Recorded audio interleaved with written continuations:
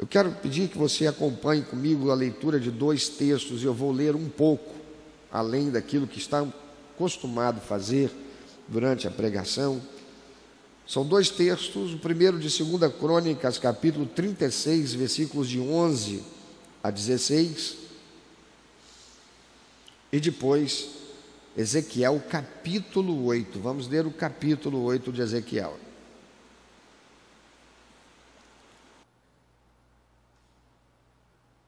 Segunda Crônicas, capítulo 36, versículos de 11 a 16, diz assim a palavra do Senhor. É o cronista escrevendo a respeito dos reis de Israel e de Judá. E ele escreve assim: era Ezequias da idade de 25 anos, quando começou a reinar. Em 11 anos reinou em Jerusalém. E fez o que era mal aos olhos do Senhor, seu Deus, nem se humilhou perante o profeta Jeremias, que falava da parte do Senhor. Além disso, também se rebelou contra o rei Nabucodonosor, que o tinha ajuramentado por Deus, mas endureceu a sua cerviz e tanto se obstinou no seu coração que se não converteu ao Senhor, Deus de Israel. Também todos os chefes dos sacerdotes e o povo aumentavam de mais em mais as transgressões, segundo todas as abominações dos gentios, e contaminaram a casa do Senhor que ele tinha santificado em Jerusalém. E o Senhor, Deus de seus pais, lhes enviou a sua palavra pelos seus mensageiros, madrugando e enviando-lhes, porque se compadeceu do seu povo e da sua habitação. Porém, zombaram dos mensageiros de Deus e desprezaram as suas palavras e escarneceram dos seus profetas, até que o furor do Senhor subiu tanto contra o seu povo que mais nenhum remédio houve. Isto é o que estava acontecendo lá em Judá. Isso é o que estava acontecendo durante o reinado de Zedequias. Ao mesmo tempo, agora eu quero transportar você lá para a Babilônia, porque lá na Babilônia está acontecendo algo exatamente nesse momento histórico do rei Ezequias e do povo de Judá. E nós vamos encontrar em Ezequiel capítulo 8. Veja o que acontece com o profeta Ezequiel lá na Babilônia. Sucedeu, pois, no 6º ano, no mês 6º, no 5º dia do mês, estando eu assentado na minha casa e os anciãos de Judá assentados diante de mim, que ali a mão do Senhor Jeová caiu sobre mim. E olhei e eis uma semelhança com uma aparência de fogo, desde a aparência dos seus lombos, e daí para baixo era fogo, e dos seus lombos para cima, como aspecto de um resplendor, como cor de âmbar. E estendeu a forma de uma mão e me tomou pelos cabelos da minha cabeça, e o Espírito me levantou entre a terra e o céu, e me trouxe a Jerusalém em visões de Deus, até a entrada da porta do pátio de dentro, que olha para o norte, onde estava colocada a imagem dos ciúmes, que provoca o ciúme de Deus. E eis que a glória do Deus de Israel estava ali, conforme a semelhança que eu tinha visto no vale. E disse-me: filho do homem, levanta agora os teus olhos para o caminho do norte. E levantei os meus olhos para o caminho do norte, e eis que da banda do norte, à porta do altar, estava esta imagem de ciúmes à entrada. Essa imagem de ciúmes era um ídolo. E disse-me: filho do homem, vês tu o que eles estão fazendo? As grandes abominações que a casa de Israel fez aqui, para que me afaste do meu santuário? Mas verás ainda maiores abominações. E levou-me à porta do átrio. Então olhei e eis que havia um buraco na parede. E disse-me: filho do homem, cava agora naquela parede. E cavei na parede, e eis que havia uma porta. Então me disse: entra e vê as malignas abominações que eles fazem aqui. E entrei e olhei, e eis que toda forma de répteis e de animais abomináveis, e de todos os ídolos da casa de Israel, estavam pintados na parede em todo o redor. E 70 homens dos anciãos da casa de Israel, com Jazanias, filho de Safã, que se achava no meio deles, estavam em pé diante das pinturas, e cada um tinha na mão o seu incensário, e subia uma espessa nuvem de incenso. Então me disse: viste, filho do homem, o que os anciãos da casa de Israel fazem nas trevas, cada um nas suas câmaras pintadas de imagens? E eles dizem: o Senhor não nos vê, o Senhor abandonou a terra. E disse-me: tornarás a ver ainda maiores abominações do que as que estes fazem. E levou-me à entrada da porta da casa do Senhor, que está na banda do norte, e eis que estavam ali mulheres assentadas chorando por Tamuz. E disse-me: viste, filho do homem, verás ainda abominações maiores do que estas. Tamuz era um ídolo. E levou-me para o átrio interior da casa do Senhor, e eis que estavam à entrada do templo do Senhor, entre o pórtico e o altar, cerca de 25 homens, de costas para o templo do Senhor e com o rosto para o oriente, e eles adoravam o sol, virados para o oriente. Então me disse: visto, filho do homem, há coisa mais leviana para a casa de Judá do que essas abominações que fazem aqui? Havendo enchido a terra de violência, tornam a irritar-me, e ei-los a chegar o ramo ao seu nariz. Pelo que também eu procederei com furor, o meu olho não poupará, nem terei piedade. Ainda que me gritem aos ouvidos com grande voz, eu não os ouvirei. Amados, é isso que Deus está fazendo com Ezequiel. Ele está levando Ezequiel lá para Jerusalém, nos tempos de Zedequias, está mostrando a idolatria, a mornidão, a frieza do povo, a corrupção generalizada.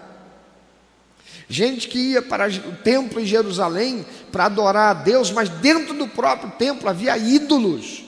O templo do Senhor consagrado lá nos tempos de Salomão, agora está profanado com ídolos lá dentro. Quantos são os crentes hoje que são crentes e têm ídolos dentro da sua casa? O templo estava profanado. O rei, os anciãos, os líderes e o próprio povo não quis ouvir os profetas que Deus levantou. Embora as visões e profecias de Ezequiel fossem claras e vívidas, muito pouco se sabe sobre a vida pessoal dele. Ele estava entre os milhares de jovens deportados de Judá para a Babilônia quando o rei Jeoaquim se rendeu. Até aqueles dias trágicos, Ezequiel estava sendo treinado para o sacerdócio, mas durante o exílio na Babilônia, Deus chama Ezequiel para ser seu profeta durante um dos tempos mais sombrios do povo de Deus. Ezequiel experimentou o mesmo tipo de encontro chocante com Deus que Isaías relatou 150 anos antes. E como Isaías, Ezequiel nunca mais foi o mesmo depois do seu encontro pessoal com Deus. Meu irmão, minha irmã, quem tem um encontro íntimo, pessoal, revelador com o Senhor Jesus Cristo, nunca mais pode ser o mesmo. Embora as mensagens de Deus por meio de ambos os profetas tivessem muitos pontos em comum, as condições em que eles viveram eram muito diferentes. Isaías avisou sobre a tempestade que se aproximava, que era a vinda dos povos inimigos que iriam destruir Israel e Judá. Ezequiel falou em meio à tempestade de derrotas nacionais que devastou o seu povo. Ele anunciou que mesmo Jerusalém não escaparia da destruição. Além disso, durante esse tempo, Ezequiel teve que suportar a dor da morte da sua própria esposa, e Deus usou isto profeticamente para dizer ao povo: assim vai acontecer. Foi muito rápido, sem aviso prévio. A descrição de Deus de Ezequiel como um vigia nas paredes da cidade captura a natureza pessoal do seu ministério. O trabalho de um vigia era perigoso. Se ele falhasse no seu posto, ele e toda a cidade poderiam ser destruídos. e sua própria segurança dependia da qualidade do seu trabalho. A importância da responsabilidade de cada pessoa perante Deus era uma parte central da mensagem de Ezequiel e é uma parte central da mensagem da palavra de Deus ainda hoje para mim e para você, meu irmão. O Brasil está vivendo um momento gravíssimo e coisas terríveis estão prenunciadas para acontecer. Se o meu povo que se chama pelo meu nome não se humilhar, não orar, não se arrepender dos seus pecados, não voltar para mim a sua face, diz o Senhor. A importância da responsabilidade de cada pessoa perante Deus é tremenda. Ezequiel ensinou aos exilados, aqueles que foram transportados para a Babilônia, deixados vivos por Nabucodonosor, que Deus esperava a obediência pessoal e a adoração de cada um deles. E como nos dias de Ezequiel, irmãos, é fácil nós hoje esquecermos que Deus tem interesse pessoal em cada um de nós. Deus tem interesse particular em você, de modo que você não pode se permitir deixar levar por pensamentos malignos, diabólicos, para levar você a se autodesmerecer. Você tem um valor inestimável para a causa do Senhor. Podemos nos sentir insignificantes ou fora de controle quando nós olhamos para os eventos mundiais. Quando olhamos para uma realidade como essa que está acontecendo lá na Escócia, os pais serem privados do direito, da autoridade, do poder de ensinarem aos seus filhos, e o Estado impondo uma influência sobre as crianças nas escolas. Mas saber que, em última análise, Deus está no controle, que Ele se preocupa e que deseja ser conhecido por nós, pode trazer um novo sentido de propósito para nossas vidas, e é isso que o Senhor quer. Todas as vezes que o Senhor usou e tem usado um profeta para chamar a atenção do povo, para que abandone o mal, abandone o pecado, para que desperte, é Deus demonstrando o seu amor, é Deus expressando a sua graça, é Deus dizendo: eu amo vocês, e para que vocês sejam abençoados é necessário que vocês acordem. Como é que você mede o seu valor? Você é valioso por causa das suas realizações e potencial, ou porque Deus, teu Criador e projetista, declara você valioso? Você é alguém que agora está aí em depressão, com transtorno de ansiedade, cheio de sentimento de menos-valia, porque você se acha gorda, porque você se acha feia, porque você é negro, porque a sociedade existe aquilo, ou você reconhece o valor que você tem, porque você foi criado por Deus.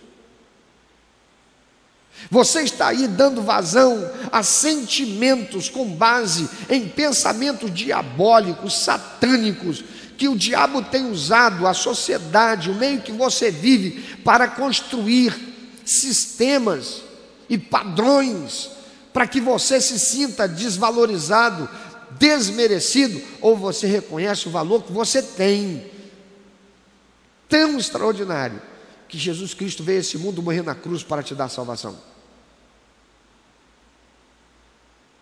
E Ele não olhou se você era gordo, magro, careca, cheio de cabelo, preto, branco, amarelo, porque você tem valor. A quem é que você está dando ouvidos? A quem você tem buscado agradar? Ao Deus desse século, que diz que porque você é gordo, você é feio, você é inadequado? Ou ao Deus Todo-Poderoso que te criou e que te ama? Ainda que você tenha nascido com um gene que faz de você ser alguém que, por mais que tente, não conseguirá ser o padrão que o mundo estabelece de beleza. No texto de 2 Crônicas que nós lemos, nós vimos o que estava acontecendo em Jerusalém enquanto Ezequiel estava na Babilônia recebendo as visões de Deus. Em Jerusalém, o rei Zedequias e o povo se corromperam, se afastaram de Deus e desdenharam dos profetas que o Senhor enviou para alertá-los sobre as consequências dos seus pecados. Veja o que diz o versículo 16: porém zombaram dos mensageiros de Deus e desprezaram as suas palavras e escarneceram dos seus profetas, até que o furor do Senhor subiu tanto contra o seu povo, que mais nenhum remédio houve. No texto de Ezequiel, capítulo 8, Deus pega Ezequiel e transporta sua mente em visões lá para Jerusalém, o templo e o que as pessoas do povo e seus líderes estavam fazendo, cometendo pecado de idolatria, por sedução de outros povos, que foram motivos que provocaram a ira de Deus, afastando-os do Senhor e dando lugar a Satanás para subjugá-los à perdição pela invasão dos babilônios e toda a destruição que se seguiu. Cena após cena, Deus revelou a Ezequiel até que ponto o povo havia abraçado a idolatria e a corrupção. Eram crentes que iam à igreja, mas tinham corrupção. Eram crentes que iam à igreja, mas estacionavam seus carros nas vagas de deficiente físico, sem ser. Eram crentes que iam ao templo, mas compravam e vendiam coisas piratas, as réplicas. Eram crentes que iam ao templo, entregavam oferendas para demônios e roubavam de Deus os dízimos. E quando muito, davam uma esmola de mendigo. Eram crentes que iam à igreja, mas não tinham compromisso ético, moral e espiritual. Eram crentes que iam à igreja, mas não liam a Bíblia. Eram crentes que iam à igreja, mas não estudavam a palavra de Deus. Eram crentes que iam à igreja, mas quando o profeta falava, dizia: não é assim não, não é bem desse jeito não, ele também é homem como eu.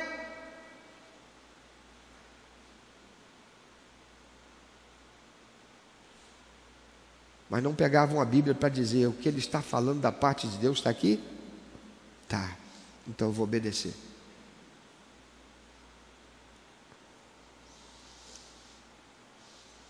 Quão confortável, meu irmão, minha irmã, você se sentiria se Deus fizesse como fez com Ezequiel, levando ele lá em Jerusalém e mostrando toda a intimidade do rei e do povo, com todas as coisas feias que eles estavam fazendo.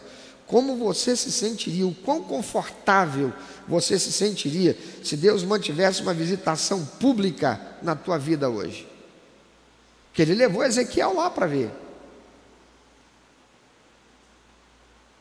Quão confortavelmente você se sentiria? O que seria visto? Enojaria a Deus e a quem ele levasse para ver? Ofenderia a santidade de Deus o que tivesse aí dentro de você? O que tivesse lá na sua casa? O que tivesse lá na sua empresa? Você se sentiria envergonhado se eles pusessem você? O problema é que nós somos expostos por nós mesmos todo o tempo. Há pessoas que estão expondo suas vidas pelas mídias sociais todos os dias, mas mostram apenas o que querem mostrar. Via de regra, apenas imagens bonitas e muitas vezes fantasiosas, não as verdadeiras imagens a seu próprio respeito. Entretanto, muitas pessoas desconhecem, e aquelas que dizem saber esquecem da existência de uma dimensão espiritual habitada por seres espirituais da maldade, que interagem com a nossa dimensão e que testemunham tudo o que fazemos em nossa intimidade. Nada do que fazemos em oculto é oculto para eles. Tudo que fazemos, quer oculto, quer não, é conhecido por Deus. O Senhor sabe tudo. E quantos crentes estão vivendo como se Deus nada soubesse? Há muitos que dizem temer a Deus e não seguirem ídolos, mas suas vidas estão cheias de arrogância, de autossuficiência, de frieza, de religiosidade, de picuinhas, de ciúmes, de porfias, de invejas, de maledicências, de fofocas, de religiosidade, de frieza. Fazem coisas para Deus, mas seus corações já não arde a paixão pelo servir e o amor pelo irmão, pelo próximo, pelos perdidos. Responda a si mesmo: quantas vezes você pegou o telefone? Eu estou falando com os membros dessa igreja agora. Quantas vezes você pegou o telefone e investiu alguns minutos telefonando para um número aleatório e transmitindo a pequena, mas poderosa mensagem de 1 minuto e 30 segundos para levar esperança a alguém, fazendo o telefonema da esperança?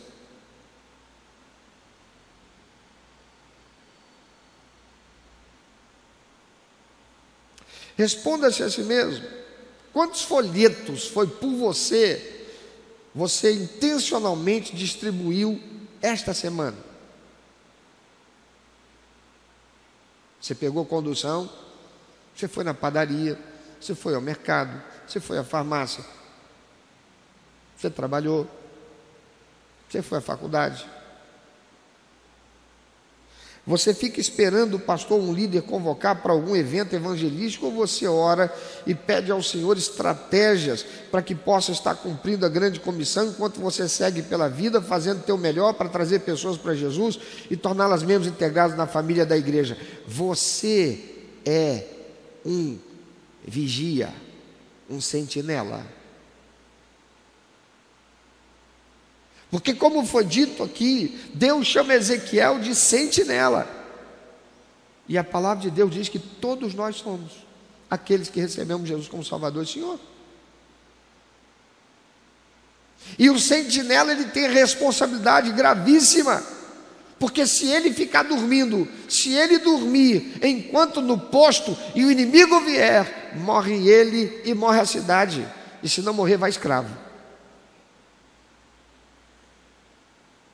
E quantos de nós somos aqueles que estamos alertas à luz do que está acontecendo na nossa sociedade?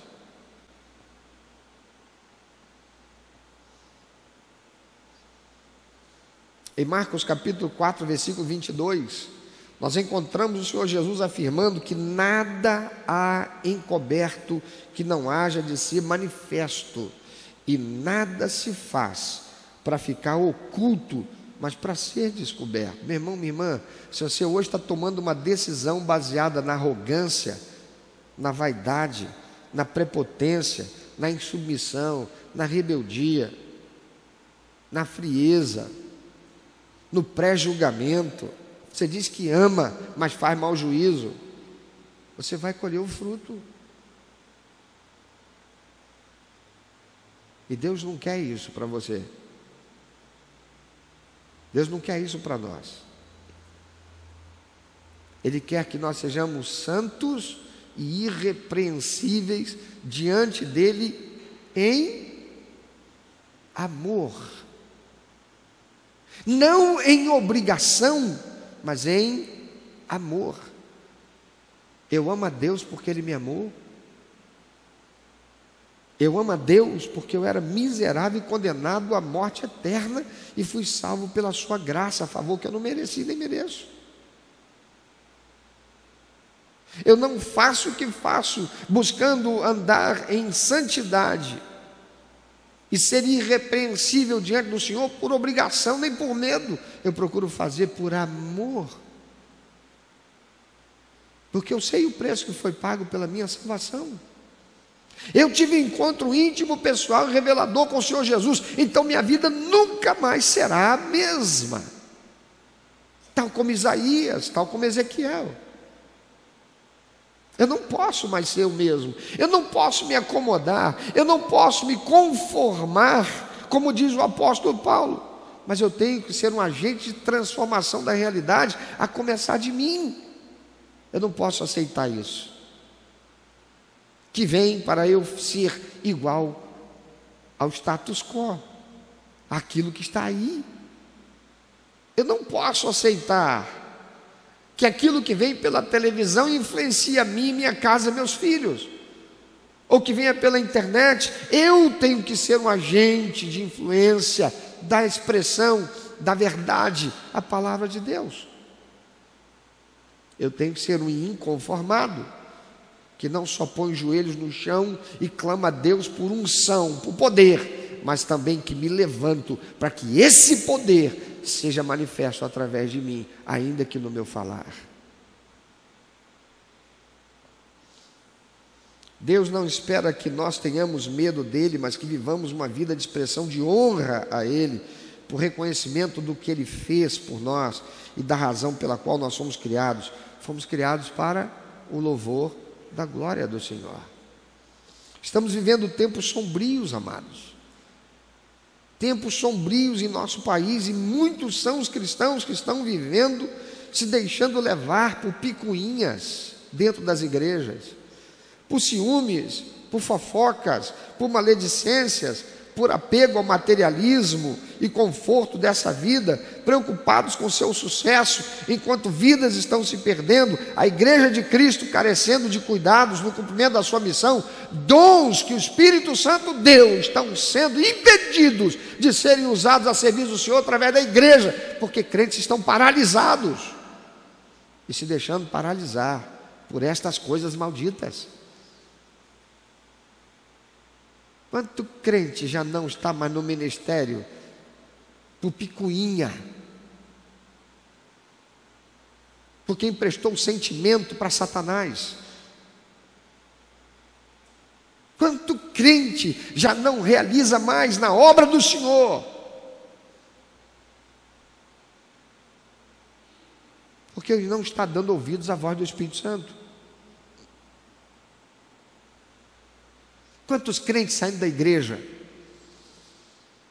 E não é porque houve um pecado no altar, é porque não gostou da palavra que Deus mandou para apertar o parafuso e dizer: está errado. E quanto crente dentro das igrejas que o pastor não faz isso, porque é uma delícia estar numa igreja onde tem um culto gostoso, uma palavra de autoajuda,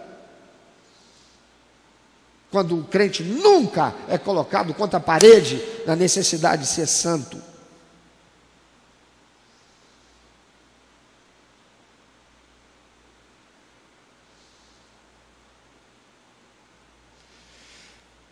Tem duas classes de crente: o crente que não gosta de ser confrontado, e o crente que gosta de ser confrontado. O crente que não gosta de ser confrontado, a palavra profética sobre a vida dele é: você vai prosperar, porque Deus diz sobre a tua vida que você não foi feito por cauda, mas por cabeça. Então vem aqui, consagra o teu melhor para o Senhor, porque Ele é fiel e Ele vai honrar você. Você vai deixar de ser isso e aquilo para ser empresário. Esse é o crente que gosta disso. Ele não gosta de ser confrontado. Ele não gosta de uma pregação, de uma palavra de Deus, de um texto bíblico que diz: você está em pecado, isso aí que você está fazendo é errado. Você não pode prosperar enquanto você estiver com isso na sua vida. Você está marcando passo. E o que Satanás vai te dar, você vai ganhar, mas vai ser para roubar tudo que você tem lá, inclusive teus filhos. Mas tem um crente que gosta de ser confrontado. Esse é o crente inteligente. É o crente que aprende com Ezequiel. É o crente que aprende com Isaías. É o crente que aprende com o livro de Juízes. É o crente que aprende com o Espírito Santo de Deus. porque ele sabe que uma vez confrontado, ele tem ali a justa medida daquilo que ele precisa resolver e corrigir, para que possa viver com paz, com equilíbrio, com satisfação, honrando a Deus e sendo abençoado por Ele por consequência. As bênçãos de Deus, meus irmãos, é consequência, porque Ele já nos deu salvação. Tem alguém salvo aqui? As bênçãos são consequência de nós honrarmos a Ele. Mas amar a Deus acima de todas as coisas e ao próximo como nós mesmos, se não estiverem sendo cumpridos por nós, de que precisamos esperar, ou o que podemos esperar mais de Deus, que já nos deu a salvação? A Bíblia existe para ser nosso norte, a revelação de Deus, para que aprendamos a viver de modo a dar prazer ao coração de Deus, não repetindo os erros daqueles do passado e construindo um viver diferente, com santidade ao Senhor. Sem santidade, a palavra do Senhor diz que ninguém verá o Senhor. Sem santidade não há bênção. Se queremos dias melhores para a nossa nação, para a nossa velhice e para os nossos filhos, é preciso que nos voltemos ao Senhor. É inadmissível que estejamos olhando para o que está acontecendo em nossa nação e no mundo e nos permitamos estar alheios e apartados de tudo isso. Nós temos a obrigação de enxergar através da palavra de Deus quem está do lado da verdade, quem defende princípios bíblicos para a construção de uma nação sob a ética e moral que expressa temor do Senhor.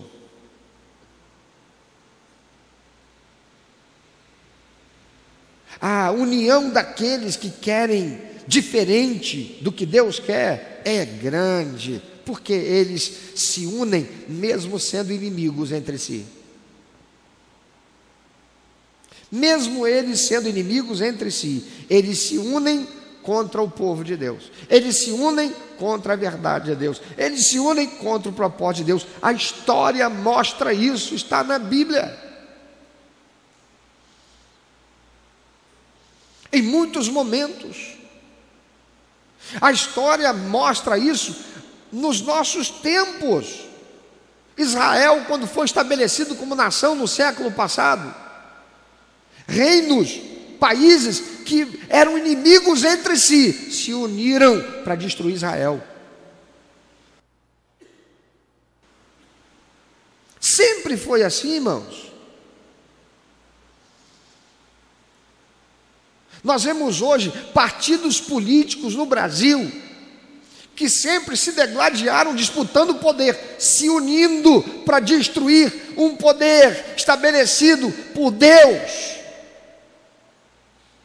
que defende honestidade, integridade, família, inocência e pureza das crianças. E eles vêm de todos os lados.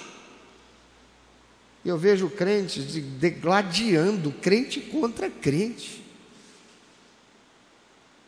defendendo ideologia, quando deveria estar expressando princípios e valores de Deus e não ideologia. Ideologia é coisa de homens. Princípios e valores bíblicos são coisa de Deus.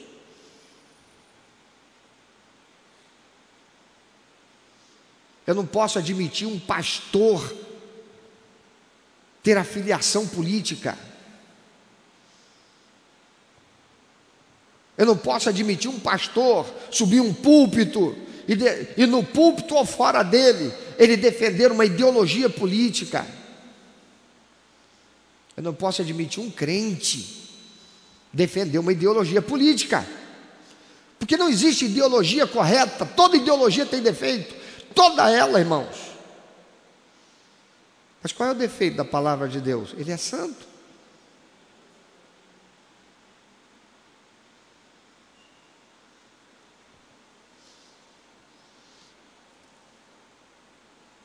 Nós temos obrigação de enxergar através da palavra de Deus e não através da ideologia. Mas se nós mesmos estivermos negociando a verdade, se há pecados acalentados em nossa vida, que teríamos vergonha se Deus nos expusesse, como fez com o rei Zedequias e o povo de Jerusalém, ao levar Ezequiel até lá, como esperar que Deus proteja o Brasil de sermos tornados uma Venezuela, uma Cuba, uma Argentina ou uma Bolívia? Ou nos voltamos à santidade e à comunhão como corpo de Cristo e fazemos nossa parte enquanto cidadãos dessa nação, ou não restará senão o lamento e o choro.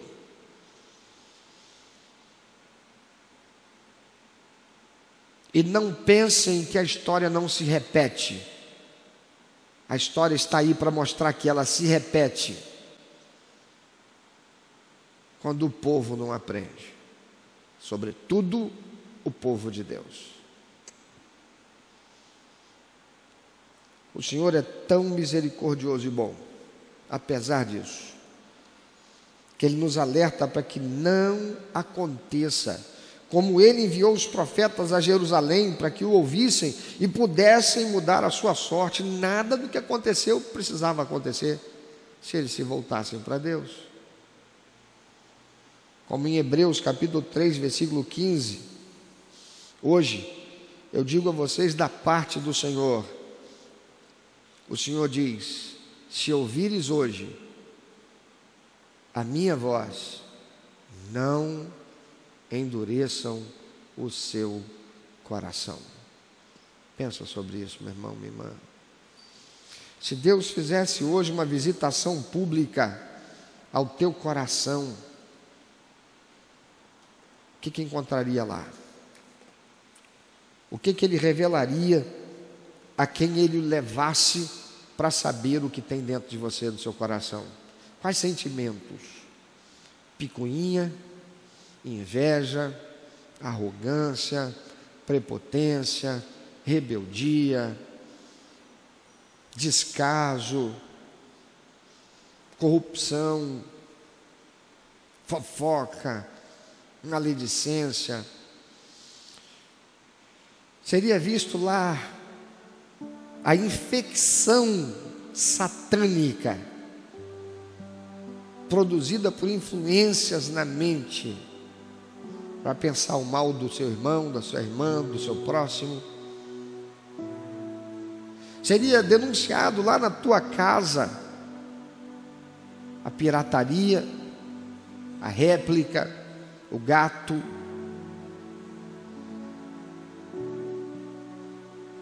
Se Deus fizesse uma visitação pública hoje na sua casa, na sua vida, meu irmão, minha irmã, na sua empresa, o que seria visto?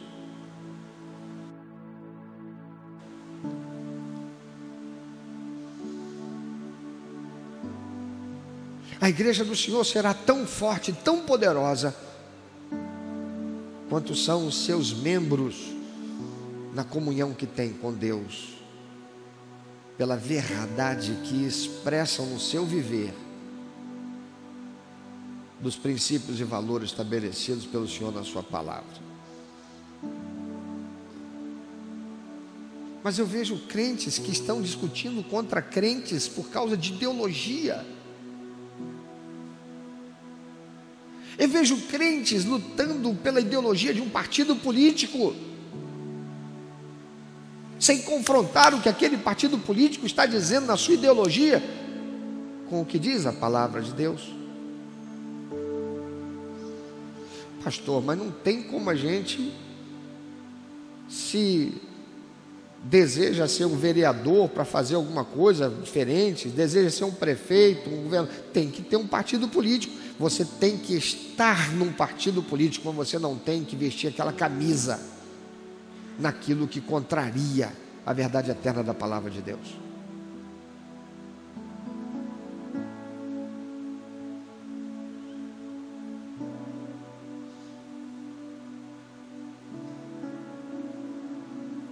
E olha só as regras sendo alteradas lá em Brasília. As eleições do ano que vem estão aí às portas. E eis que de repente as regras começam a ser alteradas de novo.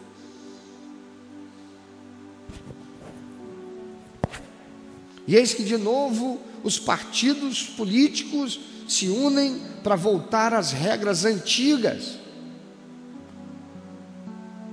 Regras que fazem com que aquele que realmente foi eleito com a maior quantidade de votos não possa entrar em função de certos arranjos políticos. E a vontade do povo deixa de ser obedecida por causa de regras políticas que sempre visam beneficiar aqueles que querem se manter no poder.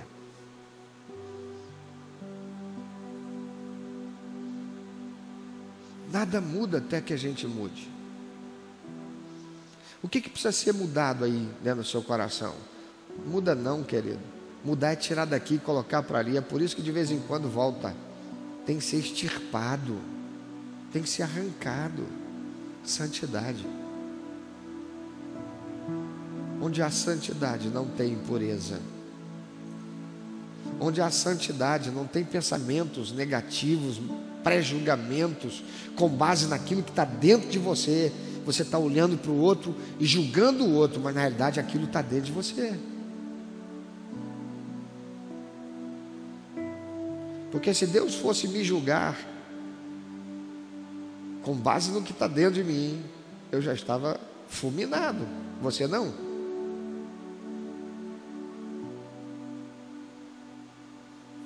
Mas até aqui nós temos sido julgados pela sua graça, favor que nós não merecemos.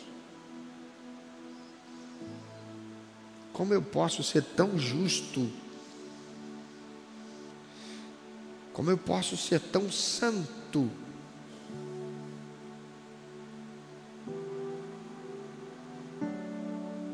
Que julgo os outros com base no meu juízo e não na palavra de Deus.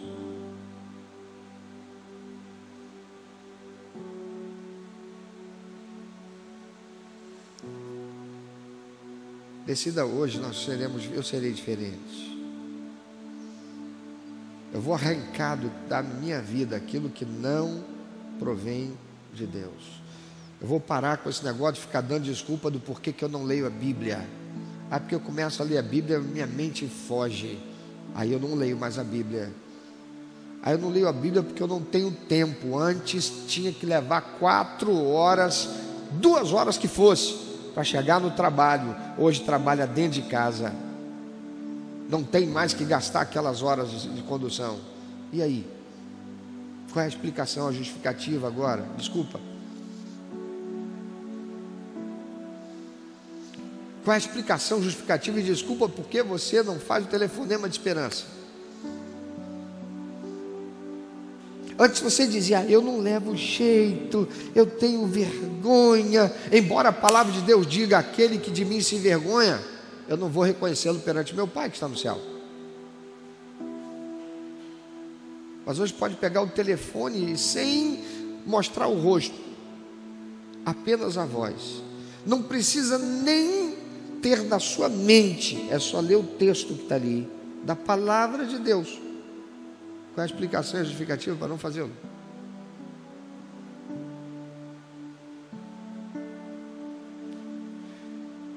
E reclamamos porque os políticos são corruptos, porque o mundo está mal, porque há muita violência, mas que participação nós temos tido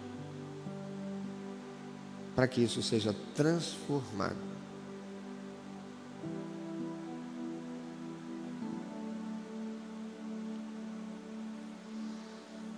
Eu quero orar com você que reconhece que precisa ser diferente. Eu quero orar com você que reconhece que é preciso ser melhor. Eu quero orar com você que reconhece e que quer envergonhar o mundo espiritual que tem de alguma forma obtido espaço. Eu quero orar com você que quer santidade na sua vida e quer ser um vaso de honra para Deus. Eu quero orar com você que diz para Deus agora e aos ouvidos do mundo espiritual, eu serei o atalaia do Senhor. Fique em pé onde você está, vamos orar juntos. Não fique em pé porque os outros estão vendo, ficando não. Não seja hipócrita. Deus sabe o teu coração.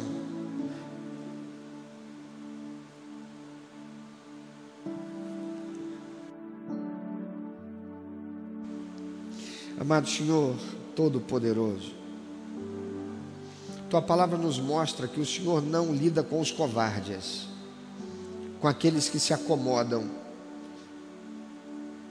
Quando lemos Gideão, e o Senhor mandando que levasse aquela multidão para aquela fonte para beber água, o Senhor nos mostra ali que o Senhor não lida com os que são covardes, com os que são acomodados, com aqueles que dizem: eu posso fazer isso sem precisar levantar, aqui mesmo no meu lugar. O Senhor conhece, o Senhor sabe a intenção, sabe que isso é uma atitude que é tomada, que ali na frente não se faz verdade. E aqueles que muitas vezes já se levantaram e erraram e falharam e entristeceram o Senhor e voltaram atrás, mas se levantam mais uma vez porque estão fazendo conforme a tua palavra diz: resista ao diabo, ele fugirá de vós. O Senhor conhece, o Senhor sabe. Não sou eu juiz de ninguém. Então eu quero orar com todos estes, Senhor, que sinceramente o Senhor está vendo, o Senhor sabe. Ainda que tenha errado, ainda que tenha tomado decisão de consagração domingo passado, quarta-feira passada, e está aqui de novo fazendo porque errou, a tua palavra diz: resista ao diabo, ele fugirá de você. E eles estão resistindo, Senhor, para dizer: eu quero, meu Pai, eu quero ser o atalaia, que o Senhor ouve o clamor, o Senhor ouve a oração, o atalaia que o Senhor investe em unção, o atalaia que o Senhor investe do teu poder para fazer diferença, alguém que quando orar o Senhor vai ouvir, alguém que agora está disposto não por medo e não por obrigação, mas por amor, por reconhecimento sincero de quem o Senhor é e de quem eu devo ser. Estão agora se posicionando diante de Ti. Eu quero suplicar ao Senhor, meu Pai, quer aqui, quer nas casas, onde estiver esse crente, que o Senhor estenda a Tua mão poderosa sobre eles e haja da Tua parte um derramar da unção poderosa do Senhor para capacitá-los, para dar a eles experiências íntimas, pessoais, reveladoras com o Senhor, experiências extraordinárias, sobrenaturais, meu Pai, que os capacite com ousadia, com intrepidez, que a sua boca seja, Senhor, veículo pelo qual o Senhor manifesta a verdade eterna da Tua palavra, e que Senhor, na medida em que eles vão buscar a Tua palavra, o Senhor se revele mais e mais a cada um, de tal modo, Senhor, que impactados pela Tua verdade, sejam como fontes, da qual jorrem, ou das quais jorrem a verdade eterna do Senhor, com aqueles que vão andar com eles nos ônibus, nas conduções, os colegas de trabalho, de escola, de faculdade, a vizinhança, os familiares, para fazer o Teu nome conhecido, para fazer o Evangelho Santo do Senhor Jesus ser espalhado, para influenciar essa sociedade com um posicionamento firme, seguro, concreto, daqueles que amam o Senhor, temem ao Senhor e buscam ao Senhor. Edifica a Tua igreja, Senhor, e glorifica o Teu nome santo, porque só o Senhor é Deus e não há nenhum outro além de Ti. O Senhor é o único, eterno e verdadeiro Deus, a quem somente é devida exaltação, louvor e adoração. Nós Te amamos, Senhor, nós Te amamos.